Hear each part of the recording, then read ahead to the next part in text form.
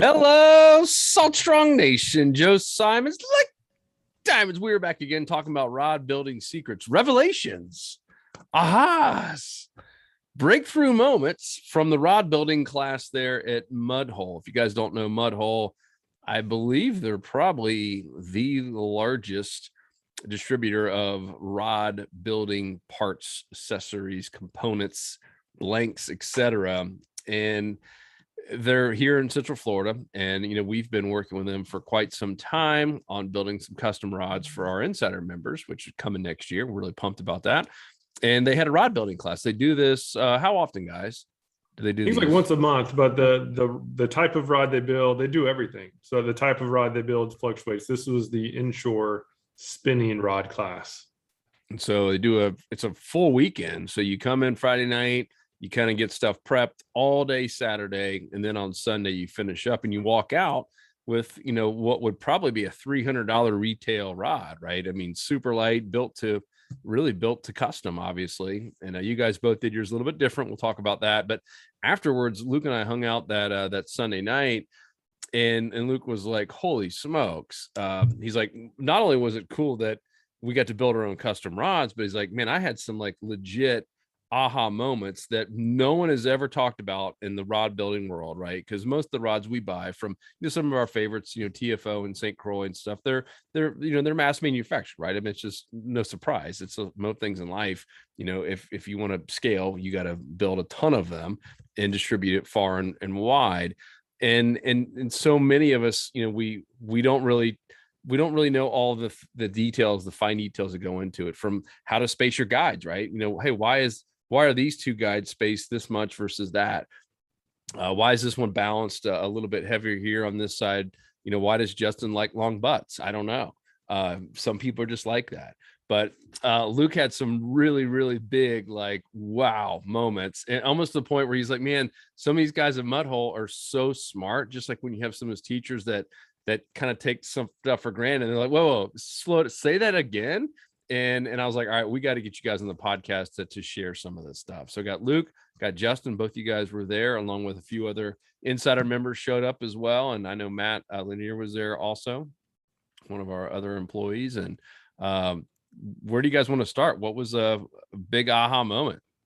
Well, I'll start with I'll say the number one key lesson learned when you're dealing with custom rods, because custom rods get expensive, whether you do it yourself or you hire somebody to do it. It's going to be expensive, right? That it's very hard to outbeat the mass produced rods because they buy everything in huge quantities and get the cost down significantly. But the number one thing for, if you're looking to get a custom rod from a builder, is if they don't ask exactly which reel you're using, be pretty leery of it, because a big part of their performance is matching the specific rod and the guide spacing, as Joe mentioned, to a specific reel. And that goes by brand and size, because as the diameter of the spool changes, the placement of the guides needs to change accordingly. And it's unfortunately every reel, just like rods, where like the same reason that a medium power rod from one brand is different than a medium power rod from another brand, a 3000 size reel from one brand is different than a 3000 reel from another. So you really have to, the rod needs to be, if it's going to be done properly, if you're going to pay extra or put your time into it, you might as well make sure that it's designed exactly for the reel. So that was the biggest aha that I had. I've always just gone, okay, here's a good rod. All right, here's a good reel. Let's put them together and it's going to be awesome. That's not necessarily the case. And it was very evident as Justin and I were doing our casting demonstrations, when we kind of put the eyes where we thought they would need to be. And then we would cast and you could watch the line go through. And it was very telling once we did that. So that was my biggest aha moment from that course, is how important those guide spacing is. And specifically it involves the reel and the size of it. And remember, even when we first started working with MudHole, we went there and spent the day with them, and we're talking about doing, a custom rod in kind of mass production, not the point of St. Croix and TFO, but, many, a couple thousand at least rods. for our members. And the first thing they asked was, all right, what reel are you guys going to use? Right. Not like what color do you want, or what do you want your threads, or what logo do you want on there? It's like, what reel are we going to pair this up with to get it balanced? Right. And then also for the guide spacing. And it was almost like building a car, right? Without talking about what engine you're going to put in there. We got to make sure, we're not going to put a massive Corvette engine in a little Prius. You got to think through some of that stuff. So that was an aha moment for me the day that I was there with them, when they put so much focus on basically building the rod for the reel that you're going to be using. And not to say that, you can't have a good rod like a TFO, let's just say, that would work with many reels, because it can. It's not like it's only one and one. But it does help if you want to get the ultimate performance. It certainly helps. So to talk about that, explain when you would want guides lower. How many guides? Is it 10 guys? Is it 7? Is it when would you go more or less? How far do you space them out, etc.? Go for it, Justin. Yeah, I mean, so for me, they use terminology that's new to us. I mean, as consumers, as fishermen, we're not using a lot of these fancy terms that the rod builders are using all the time to talk about spacing. And the first thing that we do with trying to determine how many guides on a rod is a static deflection test, which what happens is they mount the rod, they apply some resistance to the tip, and then on that curvature of the bend of the rod, they want to make sure that the line is going to travel in the same manner of the bend of the rod. And they don't want big gaps in between, this guide and that guide. So that's when you kind of start splitting hairs and saying, do you need 8 guides, 9 guides, 10 plus a tip? You want to make sure that transition of the line as it's rolling throughout the bend of the rod is even and smooth. So the last bit of guides that you put in a rod is really just going to depend on the power. I'm sorry, the action of the rod. We'll get into power later, because we had a whole long conversation about that too. The action of the rod. So a fast action rod is only going to bend in that, let's say, first third of the tip. Could be first quarter, general range. The bend is going to be at the tip. A moderate fast rod or a moderate rod is going to bend further down the rod. So line is going to, that with that rod bending more, line is going to move at a different way around that rod. So you need guides in different areas and more or less to support that travel of the line. So this static deflection test that we did, where they just took I think they had a 7-foot rod and the guide set up, and he ran line through all the guides, we could kind of see like, all right, here's a little bit of tolerance. We can move this guide here and move this guide here and get them closer together. So there's not uneven pressure throughout the whole bend of the rod. It's fluid, like the line and the pressure on the blank is even all the way throughout. These little tiny tweaks were crazy. I mean, things that we take for granted, we just assume when we grab a rod that the guides are placed properly, but do we know? I mean, if we popped it on that and we were to test it to our custom, like, were there some slight tolerances that could have been changed one way or another to allow for better performance in the rod when under a load? It's those things that we can see on the custom side that, we'd really have to test now against all the other production rods we've bought in years past. Do you guys do that? Were you able to do the deflection on them? Let's just say normal. Okay. 100%. Yeah. In those last guides, that the benefit of doing the proper spacing is it helps protect from the rod breaking, like on a high stick situation. It's impossible to never, like, especially if you're kayak fishing, you have to get the fish close to you. That rod is going to be pretty well maxed out. And if those guides aren't spaced properly, that's going to put a load on one of the vulnerable parts of the rod, which is toward the tip. And that's the benefit of the spacing of like a custom spacing, where you can actually like literally see exactly where the bend points are and just give extra security with the guide. Pretty cool. Another thing that was interesting to me is like the very first step, and it was finding the spline, and that's where the rod will naturally bend a little bit easier and it'll just bend more naturally. And what they're saying is that most mass producers don't even bother doing that. They just like run the rod through a machine or whatever. And I always heard about it, but I've never felt it, because like once all the stuff's on it, you can't really feel it quite as easily. But when you have a blank rod, like a rod blank, I should say, without anything on it, and basically would put the tip on the table and then just bend it. And you can like, as it's bent, you can rotate it around. And it was shockingly noticeable where the spine was. Was that for you too, Justin? Yeah, so this is something cool that I thought about after the class. The spine or spline, it's kind of like a universal term for the blank of a rod. Like we mentioned before, rods are sheets of carbon fiber cut and wrapped on this mandrel in such a way that the rod is not, might be supported like power wise 360 degrees, but there's going to be kind of a spot where your rod will roll and it'll be like not a flat spot, but a part where when you go to bend the rod, it's going to want to bend a certain way more naturally. And that's with the majority of rods until you get into these super, super fancy high-end $300, $400 rods where they're using carbon tape and certain types of carbon wraps to where it eliminates the need of having a spine. But we're talking 90% plus of production rods do have a spine, and you identify that before you put any of the components on the rod, because you need to know exactly where you're going to mark where that bend is and the underside, so you know where you're going to place your guides, and you swap it, whether it's spinning rod or a bay cast rod. Obviously, they'll both bend either way, but your rod has a tendency or preference to bend one way, and you got to find out where that is on each blank. That's pretty cool. So find the spline. So why spine versus spline? it could have been me even mispronouncing. I don't know. Tomato. No, I mean, I've heard both. Like, I've heard spine. It's, it's 6 of one, half a dozen in the other. What about the other dozen? I don't know. No. It's still a mystery. Yeah, so the running guides is really about the guides closest to the tip. That's really about protecting the rod from breaking. Is kind of like the macro view, just to understand the guides. And the very first 3 guides closest to the reel, that's what's controlling the casting distance for that matter. It's basically condensing that line from the oscillating off of the reel to shooting through those running guides. And the placement of those, that was the biggest thing on the casting performance. Is the placement of those very first 3 guides was a very big deal.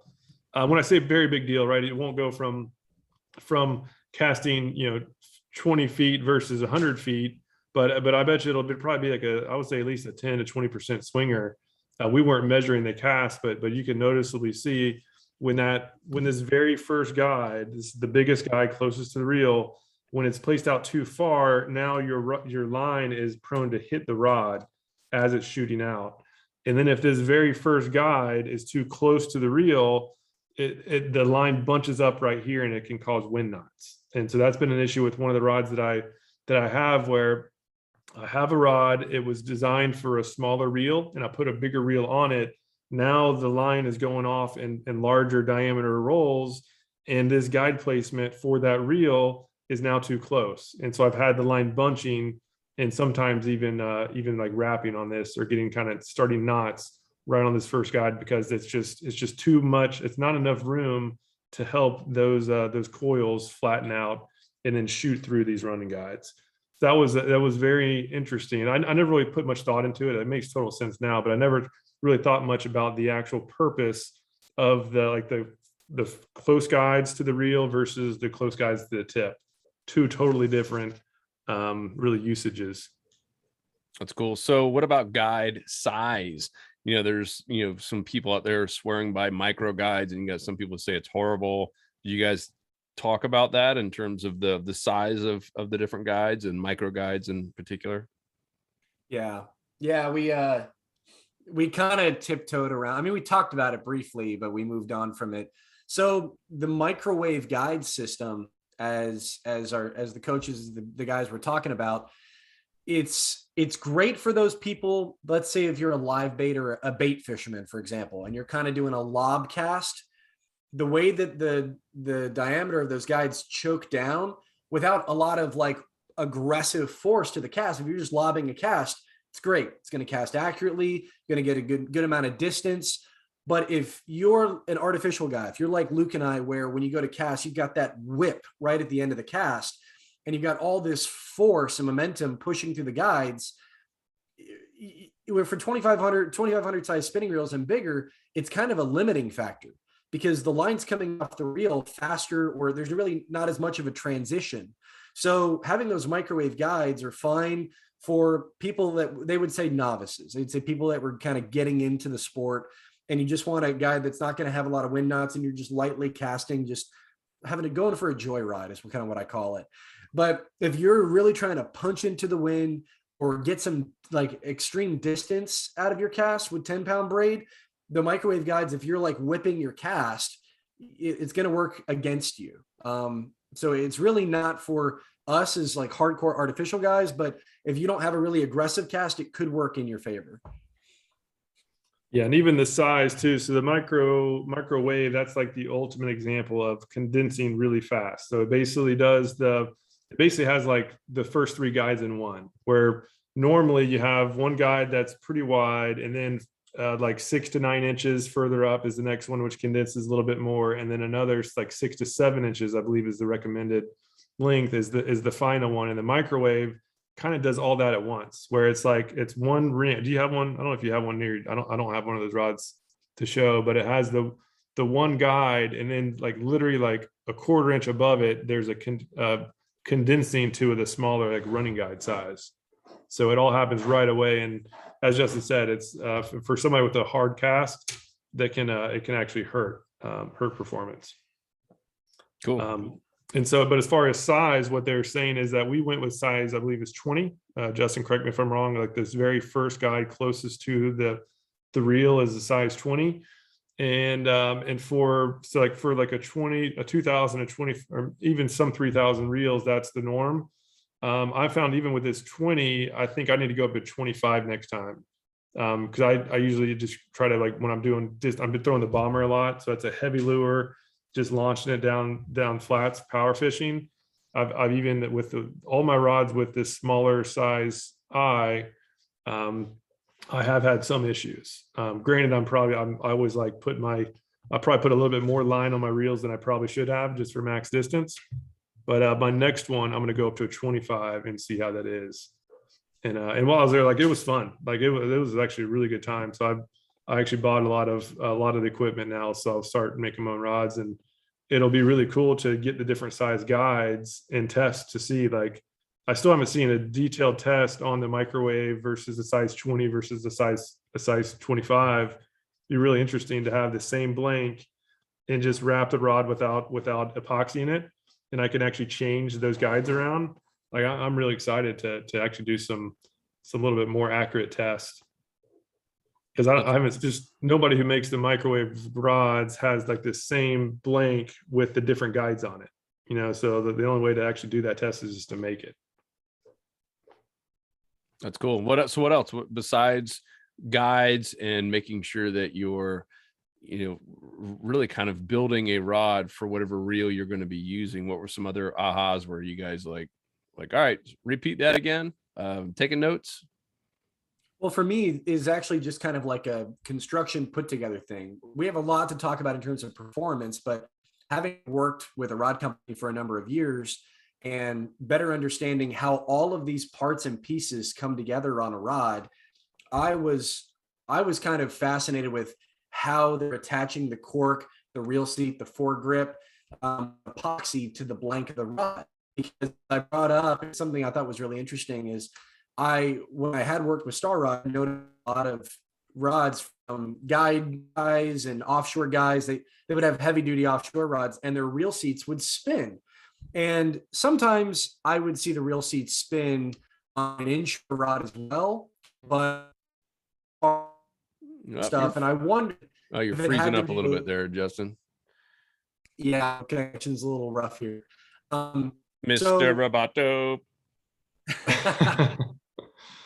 I can continue on with that while Justin gets reconnected, but it's the amount of epoxy in the handle is a big deal, and that's what causes any sort of movement down here from the foregrip to the seat to the final grip. That's all due to just not having enough epoxy or not having very good epoxy. And a lot of the mass produced rods has very little, right? Because the epoxy is expensive, right? When you're building 10,000 rods at a time, right? If you can save a cent per rod, like, that's a big deal, or a few cents or whatever. Yeah, but it's not that big of a deal. Yeah, but whatever. What my friend here is trying to say is that love is blind. You can imagine. Wedding crashers. What my friend here is trying to say is that love is blind. But so they do a lot of rod repair, right? And so part of the class too is they teach how to fix things that are broken, like for if you're having a rod, like an issue with the butt itself or with the guides, it's actually pretty easy to fix, which was a surprise as well. But they've repaired a lot of rods, seats, and butts and all that, and they were just saying it was shocking how a lot of the mass-produced rods, how little epoxy they use, to the point where it's very easy for it to get unhinged, like Justin was saying, where it can start spinning. And it's simply just by not putting much epoxy. So Justin, go forward. I think you look like you're better connected now. Yeah, you look great. Right. You look great. Oh wow, thank you. Yeah. You. Cleanly shaven, Oh, everything. yeah. Appreciate it. Yeah, it was just the fastener that they used to mount the reel seat onto the blank. You know, they were saying, hey, in mass-produced rods, it could be like a coil of yarn. It could be like a little strip of cardboard. And then they just like a little swirly of epoxy, and that's it. And when we did it, we had tape arbors. So we had 3 locations on this very specific, I think it's a Fuji TVS reel seat. So it's got the exposed blank to it. And we had tape arbors added at very specific points and just gooped it up. He's like, that is where your reel seat's going to sit. You need to make sure that the thickness of each of these tape arbors is about the same, and that there's some resistance sliding the reel seat over the tape arbors and the epoxy, so that when you get it on there, it's not going anywhere. It's reinforced heavily in 3 key locations. So, I mean, just the amount of love put into something that I'm sure a lot of people think, just goop it up and slide on a reel seat. No, like there's a lot more to every aspect of making sure on this build of the rod that there's a lot of quality controls being taken into it. So the gluing, I mean, there were some things, Luke, that you did where you're like, I'm going to add a little bit of extra glue in the butt. I'm going to like just glue the crap out of this section here, because when that epoxy hardens, it's support. And as long as you're not really getting it on the cork, or it's not, you know, it's more of an aesthetic issue and you get a smudge here and there, you know, it's more of a benefit to you to have more, especially when you're attaching these parts here on the rod. More is better in this case. And so I noticed you have cork up on top, Luke. You don't, or yours fell off? I went no foregrip on mine just to test it out. Yeah. And what do you think? It's good. I mean, it saved a little bit of weight. Like mine's like 4.4 ounces. Justin, what was yours? 4.6 or something. Yeah. Ooh. Save a little bit of weight. As far as using, I have gotten it out of the water. It feels great. I kind of like the grip that we've been doing on our prior on the rods that MudHole actually built for us. I like that better. It has a foregrip, but it's smaller and it's ergonomic. So that's my favorite, because when I'm casting without the foregrip, like the finger that's right here, that's getting the brunt of that whip, like the dart cast, it kind of digs into it's just not very comfortable. It's much more comfortable with the foregrip. But I really like having the retrieve, where now I have my fingers on the blank itself. So now I can have the ultimate feel of strikes. But with that smaller foregrip that we have on the custom rods that we're going forward with, it's a smaller foregrip. It's still ergonomic. It's comfortable to cast, but it's small enough to where I can still put my finger out and have my pointing finger on the blank as I'm retrieving. That's a big deal, because just having just all the amount of epoxy that we put on here, and just the fact that cork is it really kind of deadens a little bit of the feel. It's for comfort. It's like a good blend of comfort and feel. There's nothing better than having your finger on the blank itself. And so we also went with the exposed blank in the reel seat itself, which is, again, that's another point where you can actually feel the blank and just have better overall performance on the actual feel and strikes and everything. You can feel the little minnows biting it. That's right. You can feel them looking at it, Joe. It's like Ooh. Oh, that's powerful. All right. So what else? What was some other aha moments that you guys learned at the MudHole rod building? I'll say one is just the epoxy on the guides themselves. They have a pretty cool process where it's, less is more, right? Every little bit of epoxy you put out here is going to just add more weight to the tip. And that's just going to take the balance of the rod more tip heavy than it would otherwise be. And so a cool thing they do is they they first of all get the epoxy and they have it in the little spinner thing, so it's constantly spinning around. Like, this is my first time ever doing epoxy, and it looks like a store-bought rod. Like, I was super impressed with how easy it was. But one unique thing they do is that after they put the epoxy on, is that they recommend heating it up, and it's some special, like, I forget what heat mixture it is, but it's something that it doesn't leave any sort of like burn residue. But what it does, it just kind of heats off any of the excess. So this is like the cleanest looking possible way to solidify the real seats. It is crazy. Or the guides, where there's like hardly any bulge, and it's just super smooth, and surely saved a lot of weight. And so all of them are like that. So that was kind of like a unique thing, because I have some rods that, like, at these little junctures where these guides come on the rods, it's like a big mound. It's like a really big mound of epoxy. And granted, right, it means it's not going to go anywhere, but it's also just adding unnecessary weight. So that was one cool thing. Cool. Justin, anything else? Just little things. When I would go to wrap my guides and then run it with the epoxy, I had it bunch up in a couple areas, but I can't really get the rod all the way down on camera. So right here at this corner piece of every single guide, they would warn me, and they'd say, hey, when you're applying this epoxy to the rod and it's spinning, just be mindful of how far up you're taking that epoxy, because you're going to get like this bulge in this pocket right here. And while that's fine, it's going to be a nuisance to you when you get into your first fish and the rod bends and you hear like a little click, and it's that bulge of epoxy that's like stacked up in this little corner.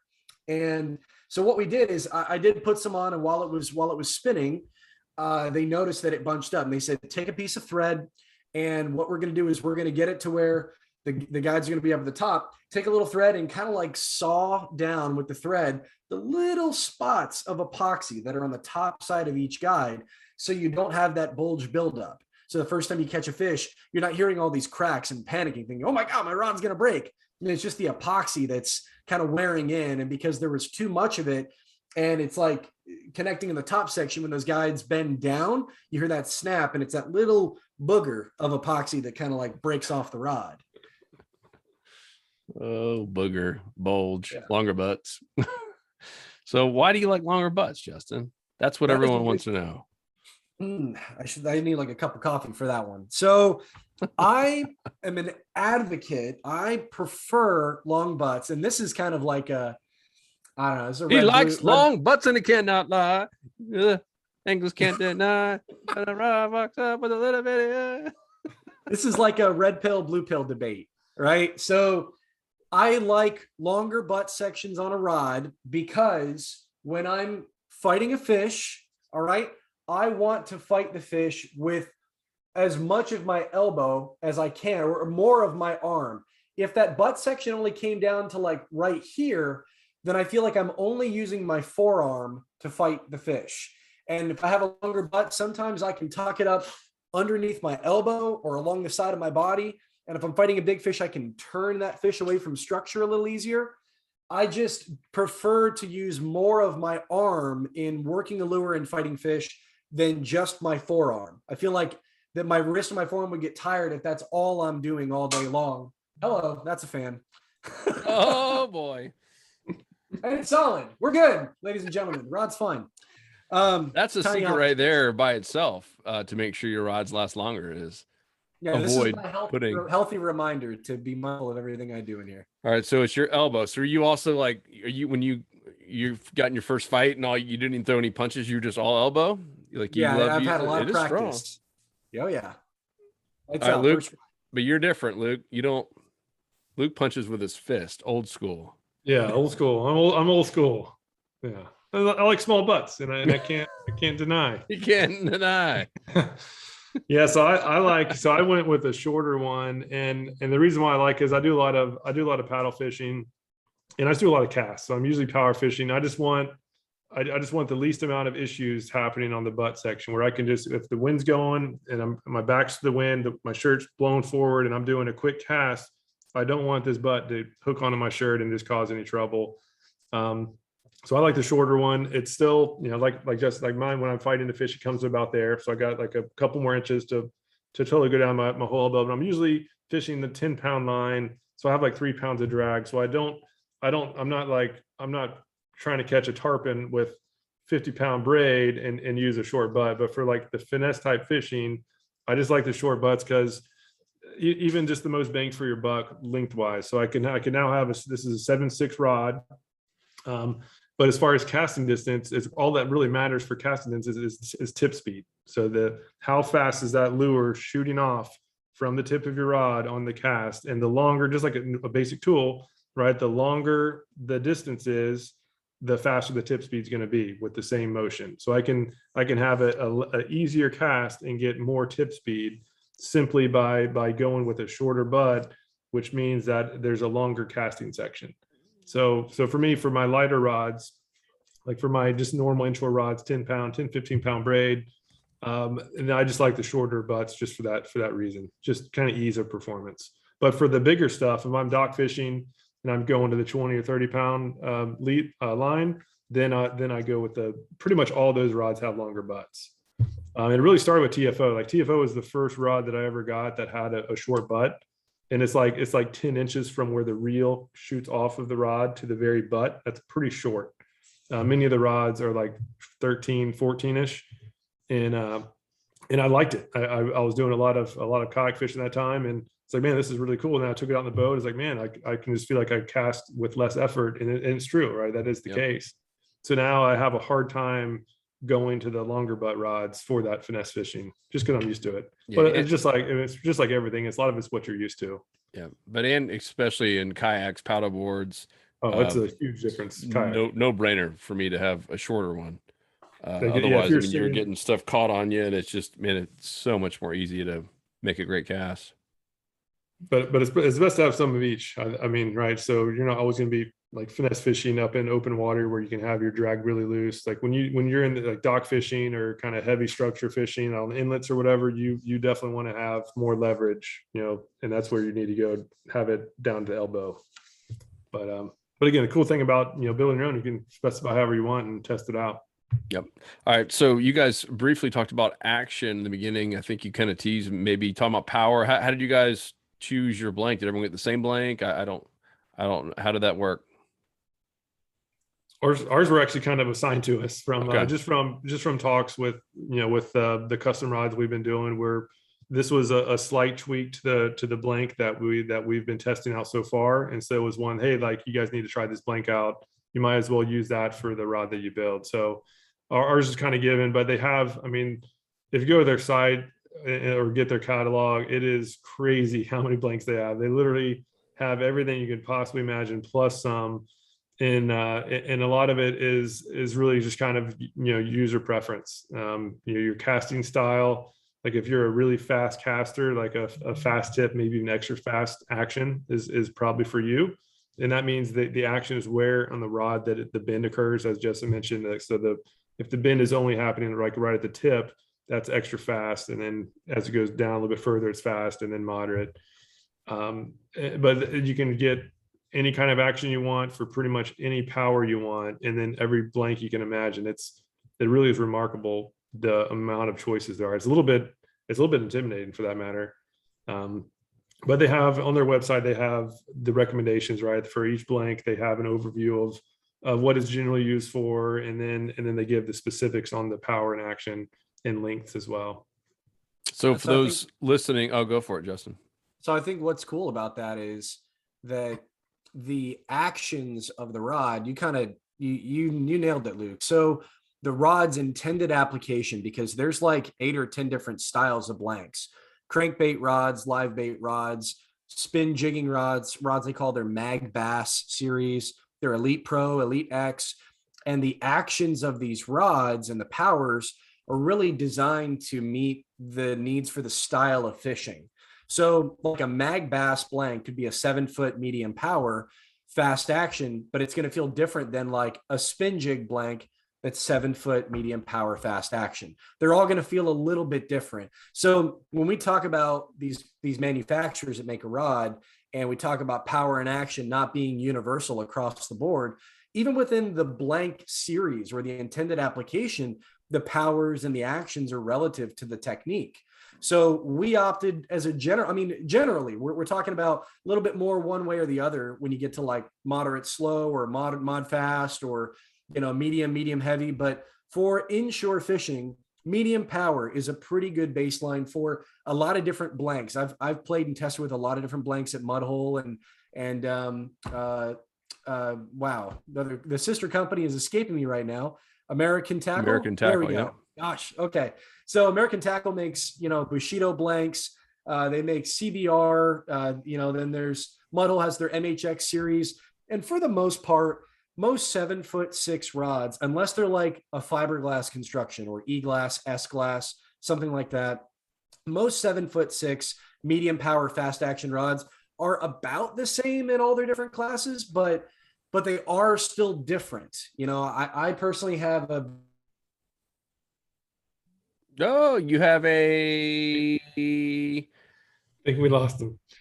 What my friend here is trying to say is that love is blind. It's always, you know, it's what everybody's trying to say. Yeah, and ta-tong.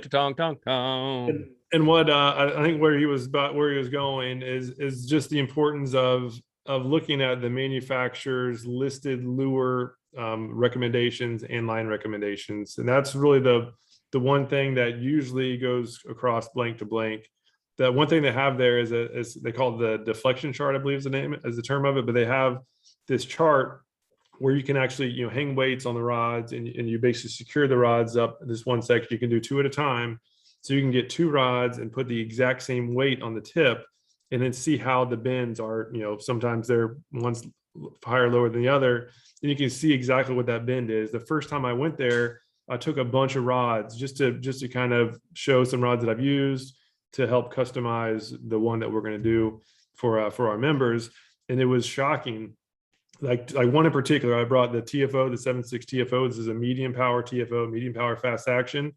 And then another rod that I like is the G Loomis E6X series. But those rods are very light. Like the power rating is much lighter than what the rating is. So I use a 7.6 heavy of the E6X. So I was comparing a heavy fast from E6X to the medium of TFO, and I put it in that device and I hung the same weights on it, and they were like almost identical. It was shocking.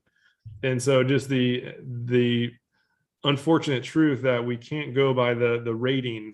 Yeah, we can't, oh, I like medium rods. And if you do that and stick with it, you can be disappointed, as I have been over the years. So generally I like medium heavy. I got a TFO medium heavy and it was way too powerful than I needed. Even some of these from MudHole that I've tested, I rarely ever use, I'll say I never use medium light rods.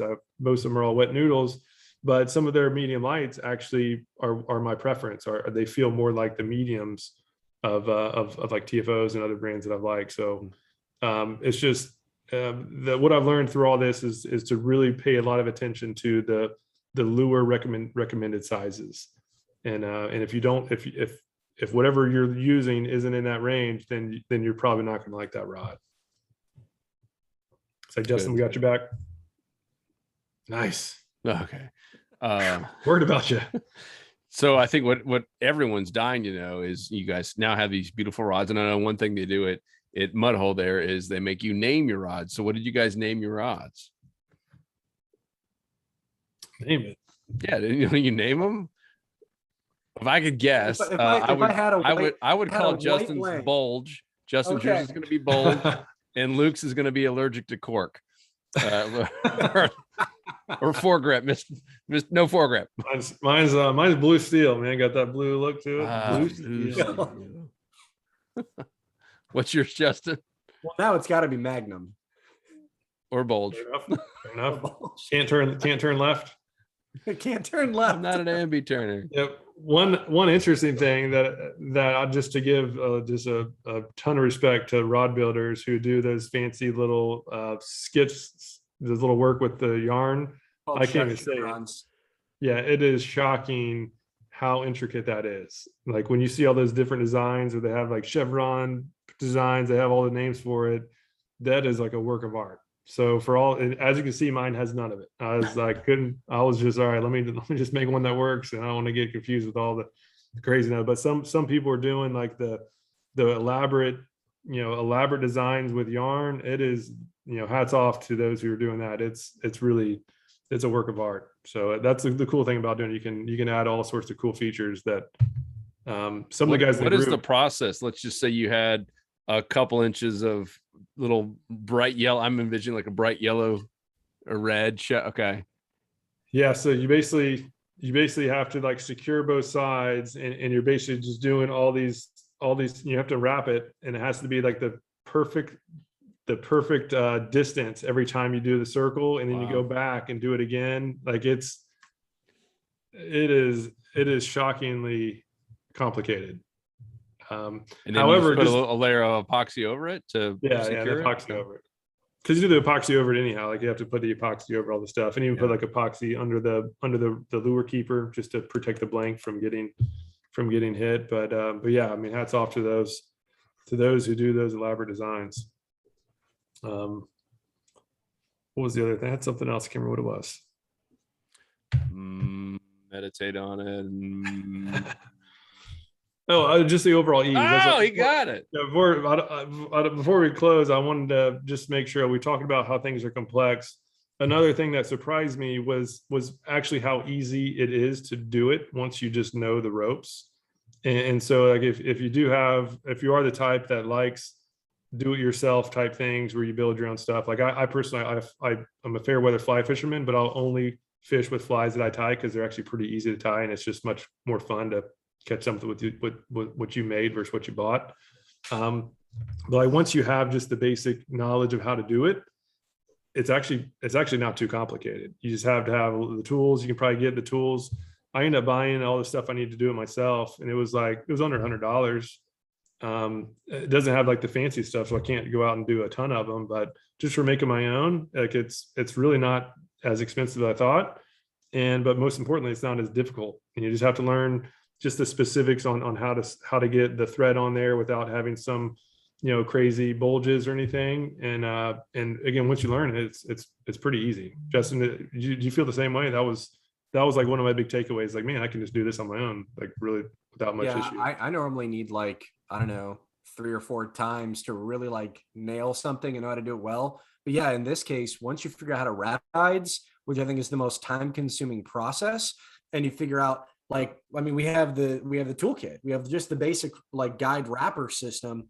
You buy the thread, you buy the epoxy, you buy the guide. Once you buy all the components, I kind of now know the process to wrap it, tie off the knot, and then pull it through the thread and spacing. Like the steps seem daunting, but when you actually do it, it really sticks with you. Like if I needed to build a rod tomorrow, might not be as perfect as the one we kind of have people holding our hands to on the whole process, but I could build a rod now if I needed to do it and I had the components. And you know what? I think some of the, anal retentiveness I have about my rods probably is going to help the rod perform the way as intended, as opposed to some of the mass produced issues that might happen with other mass produced rods. So it's very cool. It's awesome. Well, cool. I wish I could have gone to that. And good news is they mentioned earlier, MudHole does this at least every quarter, if not every month or every other month. But because they do rods for fly fishing to bass fishing, so they have a lot of different types of courses they do. Or is that what they call it? A course or a class? I guess a class is probably the better word. But check them out. That's all at MudHole on, and they have I believe a section for classes and events, and really, really cool. I'm really pumped. A handful of insiders were able to go. And then as we kind of teased earlier, we're coming out with our own custom rod that we've been building with MudHole all year, and everything's taking longer, as we all know. Tired of saying it and tired of the excuses, but it is what it is. So we were supposed to have it for Christmas time. It's not even close, by the way. And we're hoping 6 months from now, we should have them, maybe 7. So everything's just pushed back so far, but we also want to make it perfect. We want it right and not cut any corners. And so, yeah, sometimes it takes 18 months to get a great rod out to you. And I'm really, really pumped to have that. And make sure if you there'll be insiders only, at least in the beginning. And of course, you'll be able to save. We might even do like 30% off. We talked about, with some of these other ones where we have something new, we might do something really big just to make it a complete, maybe even 40% off if we really, really crazy. But just to go really big on that first few rounds. So another reason to be an insider member is to be another way to save a ton of money and get really, really high quality products. So I'm pumped for that. And a lot of other cool things happening on the Insider Club. Got some new courses, got some new coaches for next year, and some new tackle as well. And we sent out a survey a little while back, still really going through all of that. And the survey was to our insider members. So thank you for the thousands that actually filled it out. Really, really good feedback. And it's really, what do you got? How can we serve you guys better next year? So what kind of content, what kind of tackle, what can we do better in the community, more events? So really, really awesome feedback. So we appreciate you guys. And to join us and the other 26,000 members now, it's all at saltstrong.com, and join the Insider Club. Risk-free, 100% money. I mean, it's the way that we wished all companies treated us, right? How awesome would it be that everything you bought or invested in had a 365-day, 100% money back guarantee? Luke, would that be awesome? Would be awesome. Justin, would that be awesome? No brainer. Well, that's what we did. So yeah, no brainer. Exactly. So that's what we have. And we've had some people. We had one person. I think it's just, we'll be honest about it. We had one person recently, and it was a female, and she made it to like day 300 and something, and asked for her money back. And in her email, and it's no questions asked, she said, "I've actually become a worse angler," which is impossible. And then, we do look, even though the money back guarantee is regardless of, even if you say you don't like Luke's long hair. And we went and looked back. She never even got in. Like, she literally joined and never even watched any of the courses, never was interacting at all, never got in the community a single time. And so apparently she became a worse angler because she didn't actually do anything. It's like getting a gym membership and getting mad at the owners because you didn't lose weight when you didn't show up to the gym a single time.